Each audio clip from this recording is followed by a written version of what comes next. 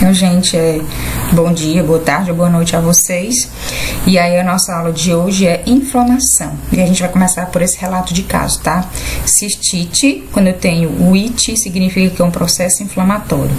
O que é a cistite? Ela é uma infecção associada à inflamação da bexiga e geralmente ela é causada por uma bactéria Escherichia coli, que está presente no intestino.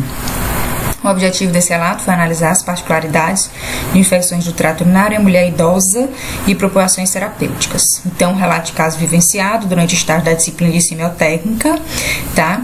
E a coleta se deu por meio de uma entrevista contendo histórico de enfermagem, evoluções, exame físico e pesquisa em prontuários. O estudo foi realizado em um hospital em 2017 aqui em Fortaleza. Então, essa paciente de 88 anos, natural de Morrinho, solteira, procurou a emergência do hospital no dia 24 de maio de 2017, após apresentar forte dor abdominal, que é um dos sinais clínicos de um processo inflamatório que a gente vai discutir. Disúria, dificuldade de urinar e mal-estar. Chegou ao hospital queixando-se de dor abdominal, ânsia de vômito e dor a urinar. A acompanhante da paciente relatou hospitalização anterior para correção de fraturas, sua dieta por via oral, diurese e evacuações espontâneas presentes em fralda, mobilização dependente, sono descontínuo e higiene dependente. Ao exame físico, a paciente encontrava-se consciente, orientada, verbalizando, cooperativa, hidratada, temperatura de 36,5, ele estava tendendo a hipotermia, tá? Só que ela estava hidratada. Ao final, notou-se a necessidade de enfermagem conhecer as especificidades da patologia para assim desenvolver um plano de cuidado direcionado através de medidas preventivas, visando a qualidade de vida do paciente, principalmente porque essa paciente, gente, ela usava fralda, tá? Então, quadro de cistite, processo inflamatório agudo. Esse outro caso, vamos ver aqui, é uma paciente também do sexo feminino, só que agora de 51 anos, branca, costureira, tá? E ela é portadora de artrite reumatoide. Artrite reumatoide é um exemplo também de um processo inflamatório, só que é um processo inflamatório crônico, gente. Isso aqui é uma doença autoimune, tá? Então, ela tinha um tratamento para essa, né, doença e também, né, consequentemente, ela usava a prednisona, que é um anti-inflamatório. Ela iniciou um quadro de dormência crural e depois nas mãos, que evoluiu por uma sensação de queimação e diminuição da sensibilidade da região plantar. Após 3 dias do início desses sintomas, apresentou paresia do membro superior direito, ou seja, ela não mexia, tá? Com evolução para a queda do punho do mesmo lado. Concomitantemente, apresentou episódios, tá? Referiu-se hipertensão arterial e diabetes mellitus em tratamento. Ao final do nosso diagnóstico, ela tinha, né, aqui mostrando a articulação dela, tá? Ela tinha dores, ela tinha febre, certo? Queda no punho, que está presente, né, num processo de artrite reumatoide. Geralmente, pacientes com artrite reumatoide, a tendência são os membros, né, principalmente que os dedos, eles se entortarem, se é que eu posso dizer dessa forma, tá? Presença de sinais flogísticos nas articulações dos joelhos, a gente visualiza que os joelhos dela que estão demasiados grandes, que a gente vai discutir, tá? E no final das contas, essa paciente tinha artrite reumatoide, que é uma doença autoimune, também envolve um processo inflamatório crônico e mononeurite múltipla, ou seja, ela tinha dores articulares. Então, hoje, a nossa conversa é sobre inflamação aguda e crônica.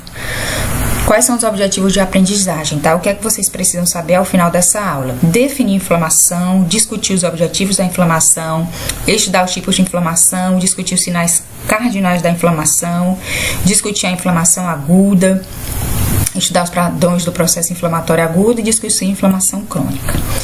Quando eu falo inflamação, eu lembro de alguma coisa, né? O que será que vocês lembram, né? Eu coloquei essa imagem para vocês. Dor na região, né? Ó, na região aqui, que é nos nossos dois relatos. Uma tinha dor na região abdominal e outra tinha dores articulares. Fica vermelho, né? Fica quente, é demasiado. Se nós fizéssemos um zoom, seria mais ou menos isso que estava acontecendo, certo? Nessas duas pacientes, mas a gente vai discutir mais a fundo mais tarde. Mas o que a gente pode visualizar nesse cenário aqui, ó, que tem participação de neutrófilos, que são células de defesa, participação de histamina, que é um mediador inflamatório, participação de macrófagos, a participação, por exemplo, de bactérias, nesse caso aqui o nosso quadro é uma ferida, né? Participação de mastócitos, de plaquetas, vaso sanguíneo, tá? Seria mais ou menos isso aqui. Então, o neutrófilo, a princípio, está saindo do vaso, indo para a periferia, né? Saindo do vaso, indo para o local onde está acontecendo, aqui no caso, o processo infeccioso, para tentar debelar isso aí, tá?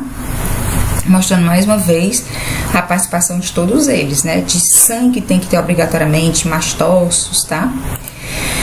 E aí a gente chama, denomina, né, o nome. Se eu visualizo um radical mais um sufixo "ite", significa que é um processo inflamatório. Então, para vocês terem noção, arterite, processo inflamatório na artéria, flebite, processo inflamatório, né, na veia do paciente, rinite, que todos vocês já ouviram falar, creio eu, é processo inflamatório no rim, no nariz, nefrite, processo inflamatório nos néfrons, que fica no rim, gastrite, processo inflamatório no estômago, né, dermatite. Então, sempre que vocês visualizarem esse sufixo "ite", significa que é um processo inflamatório, que pode ser agudo ou crônico, tá? Então, depois dessa nossa conversa, a gente vai entender o que é esse sinal cardinal da inflamação. É exatamente isso que vocês estão visualizando, ó. Isso aqui são sinais cardinais de um processo inflamatório, agudo e crônico. No agudo, nós visualizamos calor, por isso que fica quente o local quando vocês têm, né, uma lesão, por exemplo. Rubor, fica vermelhinho. Tumor, erroneamente chamado de tumor, mas é edema, né, tem um aumento aqui. Tá certo? Vocês já viram distúrbios circulatórios e visualizaram o que é um edema. Dor e a perda da função. Agora, seguinte, tá, gente? Ouvidos e olhos abertos. No processo inflamatório agudo, a gente visualiza calor, rubor, edema e dor. E no processo inflamatório crônico, a gente não visualiza isso aqui não, ó. Calor, rubor, tumor e dor, tá? A gente visualiza perda da função, tá? Então, somente no processo inflamatório crônico visualiza-se perda da função, tá? Então, o que é a inflamação, gente, certo? A inflamação ela é uma reação complexa, oriunda do tecido conjuntivo vascularizado. Então, só pode acontecer inflamação quando tiver vaso. Originário do quê? Da ação de agentes exógenos e endógenos. Exógenos de fora, por exemplo, uma bactéria, tá? Endógenos, por exemplo, a artrite reumatoide, onde o próprio organismo começa a achar estranho algo do paciente. Tá? Por exemplo, na artrite reumatoide, que era o caso daquela nossa paciente, é como se o sistema imunológico dela estivesse destruindo as articulações dela, que isso não é normal. Então, quando isso acontece, a gente chama isso de doença autoimune, e na doença autoimune tem-se um processo inflamatório crônico, tá? Então, a inflamação é a resposta do tecido a uma lesão. Ela é uma reação de vasos sanguíneos que leva a acúmulo de líquido, por isso que tem um edema, tá? E de leucócitos no tecido extravascular. Seria mais ou menos assim, ó. Aqui tem hemostasia, tá tudo, né, bem legal. Só que tem um agente flogógeno aí na história, que pode ser um vírus, o fungo, a bactéria, pode ser um corte, né? Pode ser alguma doença autoimune que gera um processo inflamatório. Só que o organismo vai tentar fazer o quê? Debelar essa inflamação, proliferando células, depois gerando, né, aqui o que a gente chama de cicatrização, com participação de vários tipos de células que a gente vai discutir, tá? Então, quais seriam os objetivos de um processo inflamatório, gente? Para que serve um processo inflamatório? Será que ele é ruim? Será que ele é bom? Ele vai tentar destruir, diluir ou bloquear o agente agressor, tá? E ele vai desencadear uma série de eventos que, na medida do possível, vai levar à cicatrização e à reconstituição do tecido agredido, tá? Quais são os atores e atrizes que participam de um processo inflamatório, gente? Ó, obrigatoriamente vaso sanguíneo, tá? A gente tem tecido conjuntivo, a gente tem polimorfonucleares, que são neutrófilos, eosinófilos, basófilos. A gente tem a participação dos linfócitos, a gente tem a participação dos monócitos, a gente tem a participação de plaquetas, a gente tem a participação de células endoteliais, tá? E a gente tem a participação de células residentes no tecido, como, por exemplo, mastócitos. Ok? E aí a inflamação, ela pode ser classificada em inflamação aguda e inflamação crônica, que é o que a gente vai discutir, né, na nossa próxima aula.